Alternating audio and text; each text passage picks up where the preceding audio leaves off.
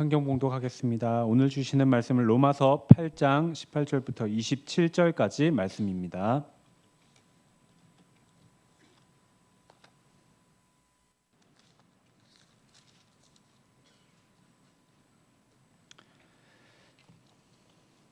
로마서 8장 18절부터 27절까지 말씀입니다. 제가 먼저 한 절 읽고 교독하시겠습니다. 생각하건대 현재의 고난은 장차 우리에게 나타날 영광과 비교할 수 없도다. 피조물이 고대하는 바는 하나님의 아들들이 나타나는 것이니 피조물이 허무한데 굴복하는 것은 자기 뜻이 아니요 오직 굴복하게 하시는 이로 말미암음이라. 그 바라는 것은 피조물도 썩어짐의 종노릇한 데서 해방되어 하나님의 자녀들의 영광의 자유에 이르는 것이니라. 피조물이 다 이제까지 함께 탄식하며 함께 고통을 겪고 있는 것을 우리가 아느니라. 그뿐 아니라 또한 우리 곧 성령의 처음 익은 열매를 받은 우리까지도 속으로 탄식하여 양자될 것 곧 우리 몸의 속량을 기다리느니라. 우리가 소망으로 구원을 얻었음에 보이는 소망이 아니니 보는 것을 누가 바라리요. 만일 우리가 보지 못하는 것을 바라면 참음으로 기다릴지니라. 이와 같이 성령도 우리의 연약함을 도우시나니 우리는 마땅히 기도할 바를 알지 못하나 오직 성령이 말할 수 없는 탄식으로 우리를 위하여 친히 간구하시느니라. 마음을 살피시는 이가 성령의 생각을 아시나니 이는 성령이 하나님의 뜻대로 성도를 위하여 간구하심이니라. 아멘. 이 시간 이완 담임 목사님께서 복음으로 새롭게 되는 교회 로마서 17번째 시간입니다.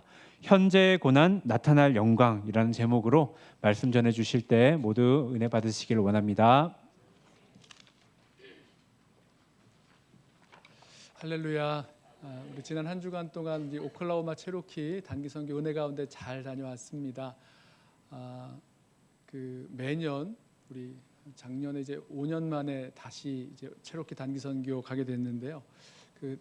또 올해 가니까 주시는 은혜가 또 다른 것 같습니다. 우리 영상 선교 갔다 와서 빨리 만들어서 이제 잘 만들어서 올려주셨는데 단기 선교 때 주시는 뭐라 그럴까요? 은혜 또 그런 역사들을 다 담아내지 못하는 것 같아요. 우리 다녀오시는 분들은 그래 이게 좀 뭐가 더 좀 담겼어야 되는데 이런 생각이 드실 텐데 우리 내년도 오클라호마 단기 선교에 우리 성도 여러분들 많이들 함께 참석해 주시고 또 위에서 기도해 주시고 그런 은혜의 역사를 같이 경험하게 되는 그런 시간 되시기를 또 원합니다.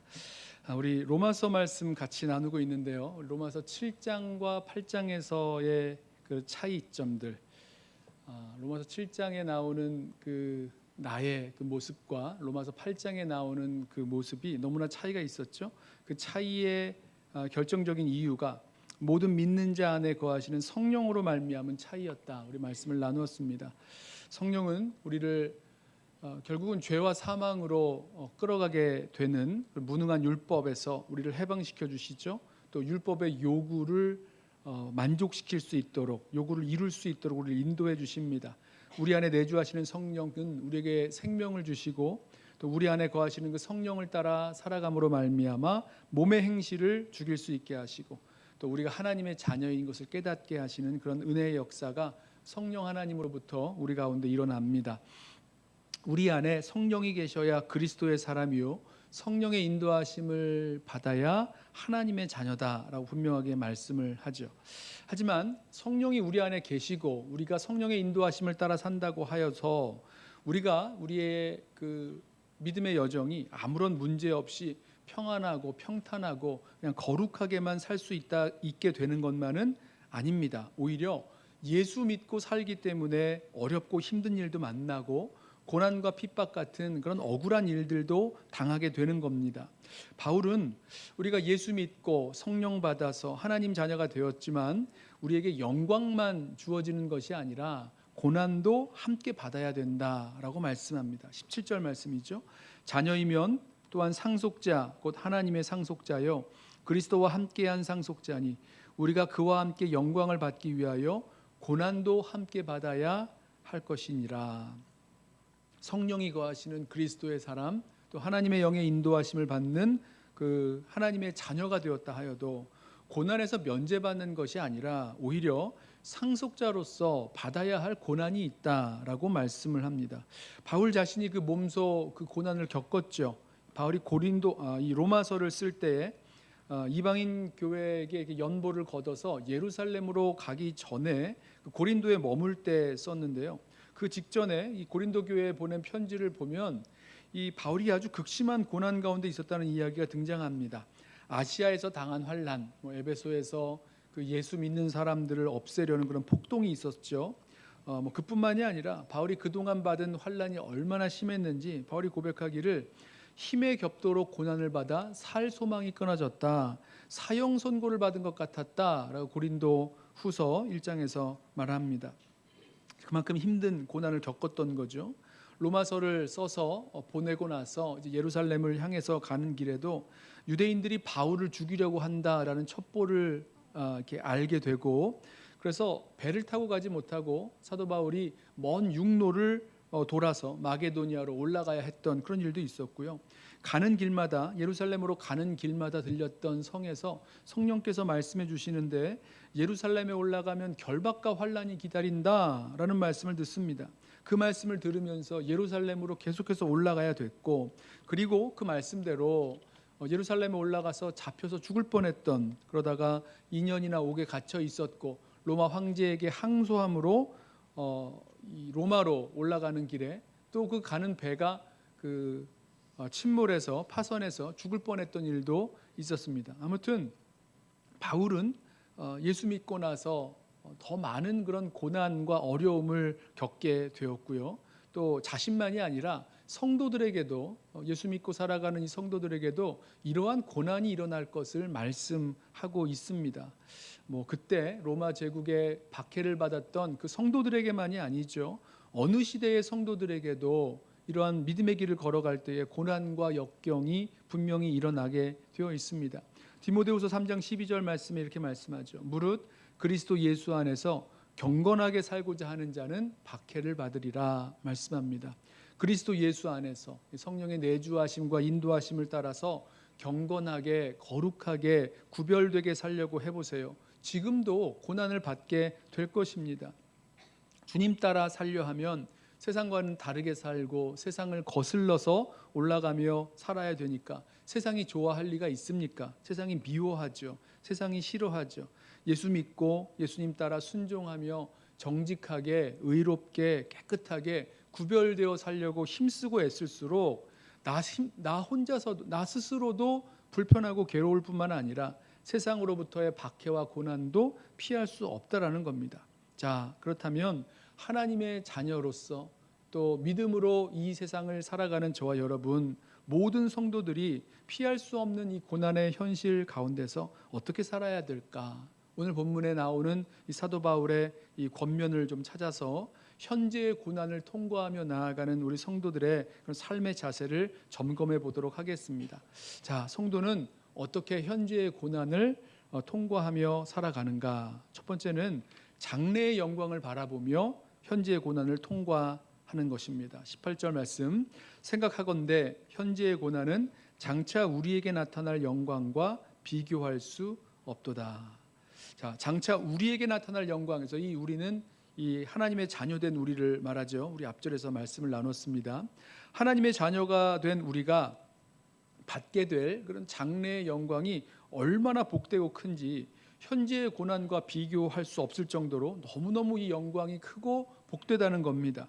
장차 우리에게 나타날 영광, 그것을 현재의 고난과 비교해 보는 거죠. 그러면 너무너무 물론 이 현재의 고난이 고통스럽습니다만은 비교할 수 없을 정도로 큰 이 장래의 영광을 본다면 지금의 이 현재의 고난을 참고 견디며 나아갈 수 있게 되는 거죠. 성경은 이 고난과 영광을 따로 분리하지 않고요. 이 고난 뒤에 영광이 오는 것을 늘 말씀합니다. 고린도후서 4장 17절 말씀이 조금 옛날 말을 사용해서 어렵게 들릴 수 있는데 잘 들어보세요. 우리가 잠시 받는 환난에 경한 것이 지극히 크고 영원한 영광에 중한 것을 우리에게 이루게 함이니. 무슨 말입니까? 잠시 받는 환난에 경한 것, 경하다는 건 가볍다는 거죠. 즉 지금 받고 있는 이 가벼운 고난이 지극히 크고 영원한 영광에 중한 것, 무겁다는 겁니다. 중하다는 건 무겁다는 거죠. 무거운 영광, 그러니까 히브리어로 이 영광이 무겁다는 말에서 나옵니다. 그 영광과 비교해봤을 때, 비교하면 이 장래의 영광은 너무나 무겁고 너무나 크다는 거죠. 자, 그리고 이 가벼운 고난이 이 무거운 영광을 우리 가운데 이루어지게 한다는 겁니다. 자, 이 말 환난에 경한 것, 가벼운 고난이란 말이 고난이 괴롭지도 않다, 아무런 어려움도 없다, 힘들지 않는다, 이런 말은 아니죠. 당연히 고난은 괴롭고 힘이 듭니다. 그러나 장래에 받을 영광과 비교해 보니까, 또 이 고난을 통과해서 장래에 얻게 될 그 영광을 바라보게 되니까 지금 고난, 내가 당하고 있는 고난이 아주 가볍게, 아주 작게 보이게 된다는 거죠. 요한복음을 보면 십자가의 고난을 앞에 두신 예수님께서 인자가 영광을 받을 때가 왔다라고 말씀하시면서 십자가를 향해 가십니다. 십자가에서 받을 고통과 고난이 없다라는 뜻이 아니잖아요. 예수님께서 고난 후에 받을 그 영광을 바라보셨기에 십자가의 고난을 참을 수 있으셨다. 히브리서 기자가 이렇게 말하죠. 히브리서 12장 2절에 믿음의 주요 또 온전하게 하시는 이인 예수를 바라보자. 그는 그 앞에 있는 기쁨을 위하여 십자가를 참으사 부끄러움을 개의치 아니하시더니 하나님 보좌 우편에 앉으셨느니라. 예수님 따라가는 제자들도 마찬가지죠. 장래의 영광, 하나님 나라의 가치와 귀중함, 소중함, 이것을 알게 되면 그것을 위해 감당하게 되는 어떤 고난도, 희생도 아깝지 않은 거죠. 예수님의 비유 가운데서 이 밭에 감추인 보화를 발견한 그 농부가 자기의 소유를 다 팔아서 그 보화를, 그 숨겨져 있는 그 보화가 숨겨져 있는 밭을 샀던 비유 아시죠? 여러분, 자기 소유를 다 파는 것처럼 큰 희생이 어디 있겠습니까? 그런데 이 농부가요, 자기 소유를 다 팝니다. 그것도 말씀을, 그 비유를 잘 보면 아주 기뻐하면서 자기 소유를 다 팔아버립니다. 왜죠? 이 전 재산을 다 팔아서 그 밭에 감추인 보화를 얻을 때에 내 전 재산보다 그 밭에 감추인 보화가 더 크니까, 그래서 기쁘게 자기의 전 소유를 다 팔게 되는 겁니다. 장래의 영광이 현재의 고난보다 훨씬 크고 귀중하니까 기쁨으로 현재의 고난을 감당할 수 있는 힘이 나오게 되는 거죠. 여러분, 예수님 따라 살려고 하다가 고난당할 것을 보게 되면 우리 마음에 두려움 가운데 두려움이 들어옵니다. 그래서 어떻게든 좀 세상과 좀 적당하게 타협해서 살아야 되겠다, 이렇게 되기가 쉽죠. 또 지금 받고 있는 뭐 이렇든 저렇든 고난을 받고 환난을 당하고 고난을 받는 것 생각하면 너무너무 힘들어서 하나님 원망하고 하나님께 불평하거나 아니면 너무 힘드니까 낙심하고 절망하기가 쉽습니다. 여러분, 그때 어떻게 하라는 말이죠? 지금 우리가 앞으로 당할 그 고난을 바라보는 것, 아니면 지금 당하고 있는 고난에 집중하는 것이 아니라 장차 나타날 영광, 그 미래의 영광을 먼저 바라볼 수 있어야 된다는 거죠.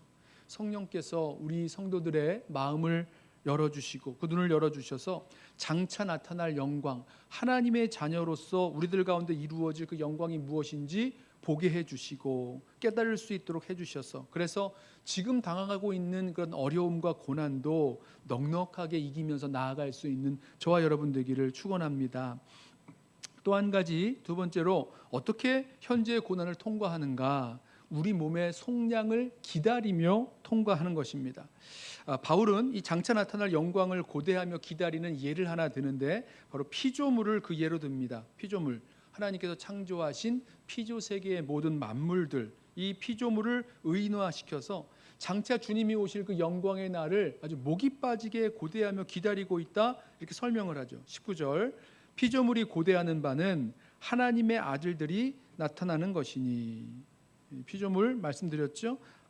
하나님이 창조하신 만물, 또 인간이 살고 있는 이 자연 만물, 뭐 산과 바다와 뭐 해와 달과 별과 뭐 동식물까지 다 포함하는 그런 만물을 통칭합니다. 근데 이 피조물들이 하나님의 아들들이 나타나기를 목이 빠지듯이 기다린다고 하고 있어요.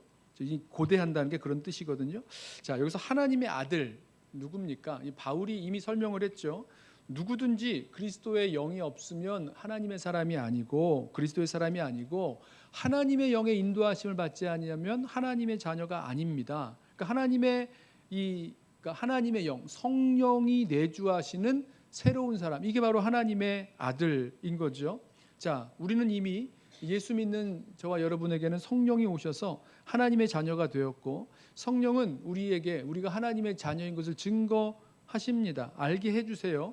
그런데 아직 우리가 완전하게 하나님의 자녀로서 이루어지지는 않은 거죠. 남아 있습니다. 마지막 날에 몸의 구속을 통해서 하나님의 자녀로 완전히 나타나게 되는 날, 아들의 형상을 본받게, 온전하게 본받게 될 때가 아직 남아 있다는 거죠. 그리고 우리는 그 이미와 아직 사이의 그 긴장 상태에 살아갑니다. 자, 피조물들이 하나님의 아들들이 나타날 것을 고대하는 그 이유를 설명하는데요. 20절 볼까요? 피조물이 허무한데 굴복하는 것은 자기 뜻이 아니요 오직 굴복하게 하시는 이로 말미암음이라. 그 바라는 것은 피조물도 썩어짐의 종노릇한 데서 해방되어 하나님의 자녀들의 영광의 자유에 이르는 것이니라. 피조물이 다 이제까지 함께 탄식하며 함께 고통을 겪고 있는 것을 우리가 아느니라.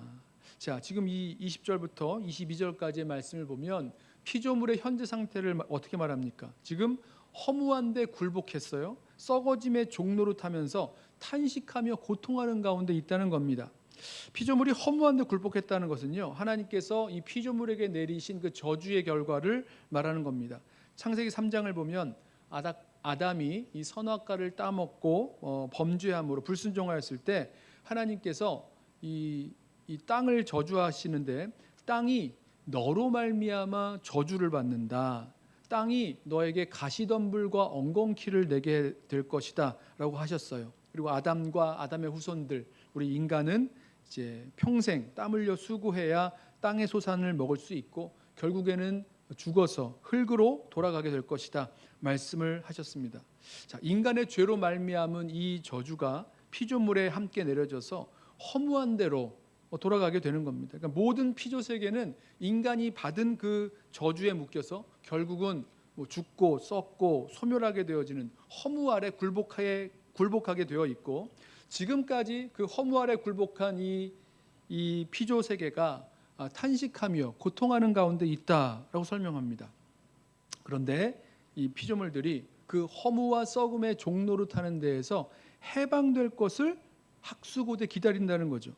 어떻게 피조물들이 이 썩어짐의 종노릇에서 해방되는 그날을 기다릴까? 어떻게 그날이 있음을 알까? 성경이 그렇게 말씀합니다. 성경이 이 저주받은 피조 세계가 새롭게 될 날이 올 것을 말씀하기 때문입니다. 시편의 기자가 이야기하죠. 천지가 다 옷같이 낡아지지만 의복같이 바뀌게 될 것이다. 우리가 새 옷으로 다 갈아입는 것처럼 바뀌게 될 것이다 말씀합니다. 이사야 선지자도 말씀하죠. 하나님이 이전과는 완전히 다른 새 하늘과 새 땅을 창조하실 것이다. 요한계시록이라고 생각하시는 분들이 있는데 이사야서에 나오는 말씀입니다. 새 하늘과 새 땅을 창조하실 것이라고 선포를 합니다. 이 새 하늘과 새 땅 어떻게 이루어집니까? 사막에 백합화가 피어서 하나님의 영광을 드러내고, 또 이리와 양, 표범과 염소, 사자와 살진 가축이 아주 평화롭게 살아갑니다. 사자가 이런 가축을 잡아 먹어야 되는데 그러지 않는다는 거예요. 그리고 거기에 어린아이가 있어서 그 사자와 그 살진 짐승들을 함께 이끌어가면서 끌고 다니면서 살아갑니다. 어린아이가 독사굴에 손을 넣어도 독사가 물지 않는 그런 이 자연세계가 완전히 새롭게 된 평화로운 그런 세상이 될 것을 말씀하십니다. 예수님도 세상에 다시 오실 때에 세상이 새롭게 될 것이다 라고 말씀하시죠. 마태복음 19장에 말씀하시고, 또 베드로는 만물이 회복될 것을 분명히 말씀합니다. 사도 요한이 말씀하죠. 하나님이 자기 백성과 함께 거하실 그 세상, 이 세상은 어떤 세상이냐? 모든 슬픔과 눈물과 고통과 사망이 제거되는 세상, 새하늘과 새 땅에 대해서 말씀하고 있습니다. 피조 세계가 우리가 아주 정확하게 알 수는 없습니다만은 이 하나님이 창조하신 피조 세계가 우리가 상상하지 못할 만큼 정말 새롭게 변화되고 영화롭게 변화될 것을 성경이 약속하고 있죠. 바로 피조물이 그날을 기다리며 고대한다는 것입니다. 그게 바로 하나님의 아들들이 나타나는 것으로 알 수 있는 날이죠. 자, 바울은 이 피조물과의 비유를 통해서 성령을 받은 우리도 피조물과 마찬가지로 탄식하며 기다리고 있다라고 말씀합니다. 23절, 그뿐 아니라 우리 또한 우리 곧 성령의 처음 익은 열매를 받은 우리까지도 속으로 탄식하여 양자될 것 곧 우리 몸의 속량을 기다리느니라. 피조물이 탄식하며 하나님의 아들들이 나타나기를 학수고대하는 것처럼 탄식하는 우리 그리스도인들은 우리의 몸이 구속될 것을 고대한다는 겁니다. 성령께서 우리들 가운데 오셨어요. 모든 믿는 자 안에는 성령께서 거하십니다. 그러나 여전히 성도들이 탄식하며 살아가는 그 이유는 우리가 이전과 다름없는 우리의 몸을 소유하고 있기 때문입니다. 그리고 몸의 소욕을 따라 죄의 그 악한 영향력에서 그 누구도 자유롭지 못한 삶을 살아가기 때문이죠. 육신의 정욕, 이생의 정욕, 이생의 자랑 이런 것들, 또 이기심, 욕심, 혈기, 음란 이 모든 것들 우리 몸이 그대로 있기 때문에 이런 육신의 욕구에서 노임받지 못해서 고통하는 거죠. 우리 7장에서 읽었던 대로 오호라 이 사망의 몸에서 누가 나를 건져내랴 탄식했던 그 탄식이 언제나 자기 이야기로 들리게 되는 거죠. 여러분, 저와 여러분은 언제 그렇게 거룩하고 완전하게 되어질 것입니까? 그날이 있죠. 마지막 날 예수님께서 다시 오셔서 우리의 몸을 영광스러운 몸으로 부활하게 하시고 또 새롭게 변화시킬 역사가 기다리고 있는 것입니다. 그날에 우리도 부활하신 예수님의 몸과 같은 영광스러운 그 육체로 부활하게 될 것이고 변화되게 될 것입니다. 그날을 기다리면서 산다는 거죠. 24절, 우리가 소망으로 구원을 얻었음에 보이는 소망이 아니니 보는 것을 누가 바라리요. 만일 우리가 보지 못하는 것을 바라면 참음으로 기다릴지니라. 여기서 우리가 소망으로 구원을 얻었다, 이 말은 이미 이루어졌다는 거예요. 우리가 받은 그런 그 죄에 대한 그 심판에 대해서, 죄에 대한 죄책에 대해서, 속박에 대해서, 하나님의 심판에 대해서 우리가 구원을 받았습니다. 해방되었습니다. 그러나 아직 우리 몸의 구원은, 말씀드린 대로 우리 몸의 구원은 남아 있고 우리 육신의 소욕은 없어지지 않았습니다. 그러기에 우리가 소망으로 구원을 받았다, 이렇게 표현을 하는 거죠. 마지막 날 주님께서 다시 오실 때 우리가 완전히 해방되는, 온전한 몸으로 해방되는 그 소망으로 구원을 얻었다고 말합니다. 보이지 않는 일이죠. 우리가 아직 이루어지지 않은 일이죠. 그것을 믿음으로 바라보면서 구원을 받았다라고 이야기합니다. 자, 그 믿음에 그냥 덮어놓고 믿는 게 아니라 이 믿음의 증거가 있는데, 성령의 그 첫 열매를 거둔 후에, 이 첫 열매를 거둔 후에는 대규모의 추수가 있는 거죠. 첫 열매가 열리면 그 이후로 모든 그 과실들이 나오게 되는 거잖아요. 첫 열매를 거둔 후에는 대규모의 추수가 있을 것이고, 산모의 진통이 있은 후에는 그 진통으로 끝나는 것이 아니라 아이를, 생명을 낳게 되는 것처럼 우리에게 주신 성령은 처음 열매와 같아서 성령이 거하시는 새로운 하나님의 백성, 또 이 새로운 피조 세계가 열릴 것을 우리로 바라보게 하고 믿게 하는 거죠. 자, 저는 이 두 번째 현재의 고난을 통과하는 성도들의 자세가 우리 몸의 구속을 기다리면서 가야 된다는 이 말씀을 우리 삶에 이렇게 좀 적용했으면 좋겠습니다. 우리가 고난과 영광 사이에서 탄식하며 기다리고 있음을 알아야 되는 거죠.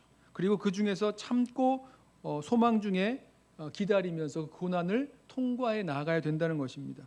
때로는요, 우리는 우리 자신이 예수 믿고 완전하게 된 줄로 알고 착각하는 경우도 있고요, 또 완전해야 된다라고 스스로를 막 이렇게 푸시하기도 하고요, 또 그러다가 자기 자신의 그 모습 때문에 너무나 실망해하기도 하고, 또 어쩔 때는 교만해하기도 하고 막 오락가락합니다. 그런데 진리는요, 우리가 주님 다시 오는 그 영광스러운 날을 기다리면서 현재의 이 고난과 탄식을 통과해 나가야 된다는 거죠.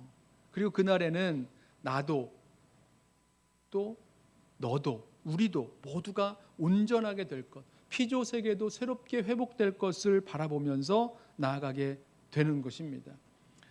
이 복잡다단한 세상 속에서 그날을 기다리면서 인내하면서 또 그 가운데 흔들릴 때가 분명히 있는데요. 흔들려도 다시 일어설 수 있는 그 힘이 우리가 그 이미와 아직 사이에서 이 현재의 고난과 나타날 영광 사이에 있음을 바라보면서 살아가고 있음을 기억할 때일 것입니다.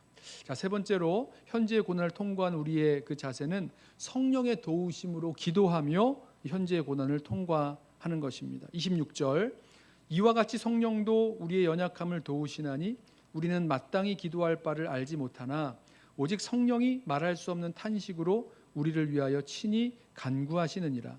마음을 살피시는 이가 성령의 생각을 아시나니 이는 성령이 하나님의 뜻대로 성도를 위하여 간구하심이니라. 여기 이와 같이라는 말로 시작을 하는데요. 이건 아마도 이 앞에서 말하고 있었던 그 장래의 소망이 고난 중에 탄식하는 그 그리스도인을 붙들어주고 도와주었던 것처럼 성령도 우리를 도우신다라는 의미에서 이와 같이라는 말로 시작을 합니다. 성령이 무엇을 도우시느냐? 성령은 우리가 기도할 때의 그 연약함을 도우신다라고 말씀합니다. 우리 연약함이 무엇입니까? 우리가 마땅히 빌 바를 알지 못하는 연약함입니다. 우리 기도할 때를 말하는 거죠. 말씀 준비하면서 우리가 기도 중에 무엇을 알지 못한다고 말씀하는 걸까? 이런 생각을 해보았는데 여러분 이렇게 생각을 해봤어요. 우리가 고난을 만나서 기도하게 될 때 있지 않습니까? 그럼 그 고난을 만나서 기도할 때에 그 기도의 내용은 그 기도의 방향은 거의 비슷합니다. 지금 만난 그 현재의 고난이 빨리 지나가게 해달라는 기도가 대부분일 거예요. 또 뭐 평안 중에 기도할 때면 별로 기도할 제목이 없죠. 모두 평안하니까 아무런 기도 제목이 없을 수 있어요. 어쩌면 지금보다 뭐 조금 더 평안하게, 조금 더 뭐 행복하게, 조금 더 부유하게, 더 건강하게 뭐 이 정도의 기도 제목이 아닐까라고 생각이 듭니다. 근데 주님이 가르쳐 주신 기도에 비추어 보면 그렇지가 않죠. 하나님의 영광을 위한 기도, 하나님의 나라와 하나님의 이름과 하나님의 뜻을 구하는 기도, 이런 기도는 뭐 빠지기 일쑤고요. 뭐 또 구한다고 해도 내가 대체 뭘 구하는지 잘 알지도 못할 때가 많이 있습니다. 모호하기 때문이죠. 그런데 성령은 우리가 마땅히 구해야 할 기도를 아신다는 거예요. 말할 수 없는 탄식으로 아주 뭐라 그럴까요? 아주 깊은 그런 탄식 가운데서 우리를 위해서 기도하시고 우리의 짐을 대신 짊어지시고 기도하시는 것처럼 아주 깊은 그 기도를 하십니다. 그리고 우리로 성령 안에서 그 기도에 성령의 기도하심이 이렇게 감동하고 감화되고 또 변화되게 하시는 거죠. 자, 성령께서 우리를 위하여 하시는 기도가 무엇일까? 저는 고난 가운데 있을 때를 좀 생각을 해봤는데 그 고난을 통과하게 하시는 하나님의 뜻이 이루어지도록 우리를 위해서 기도하신다라는 생각을 해보았습니다. 그때에 그 고난 가운데에 우리로 회개케도 하시고 또 죄 가운데서 돌이키게도 하시고 불 가운데 단련시켜서 불순물을 제거하는 것처럼 우리를 깨끗하게 정결하게 하기도 하시고 또 우리 마음에 갖고 있었던 헛된 우상을 내어버리도록 제거도 하시고 하나님의 인도하심에 순종케도 하시고 그러니까 이 고난 가운데 담겨 있는 하나님의 그 뜻과 하나님의 그 역사가 우리 삶 가운데서 이루어질 수 있게 하시는 것이죠. 성령께서 빌 바를 알지 못하는 우리를 위하여 말할 수 없는 탄식으로 우리를 위하여 기도하시는 내용이 아닌가 생각을 해보았습니다. 그래요. 우리는 우리의 연약함으로 말미암아 우리가 무엇을 구하며 간구해야 될지도 사실은 잘 모릅니다. 하지만 내주하시는 성령께서 말할 수 없는 탄식으로 우리를 위하여 간구하시는데 그 간구에는 하나님의 뜻대로 성도를 위하여 간구하신다 말씀합니다. 그러니 이 하나님의 뜻대로 간구하시는 그 성령의 그 기도를 들으시고 하나님은 그 기도에 응답하시게 되는 거죠. 자, 우리가 고통 때문에 어려움 때문에 환난 때문에 기도로 하나님 앞에 나아갈 때 고통을 없애달라는 기도가 나오죠. 뭐 당연하다고 생각을 합니다. 하지만 그 고통을 없애달라는 그 기도가 어느 순간에 바뀌어서 하나님의 뜻을 구하는 기도로 변한다면 그때에 성령의 말할 수 없는 탄식으로 우리를 위하여 간구하시는 그 간구가 하나님의 뜻대로 구하시는 그 간구가 우리의 기도가 되는 순간이 아닌가 생각을 해봅니다.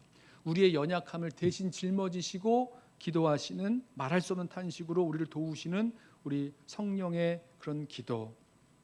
사실 우리가 뭘 구해야 될지도 모른다는 것이 우리 기도의 대부분의 현주소 같은데요.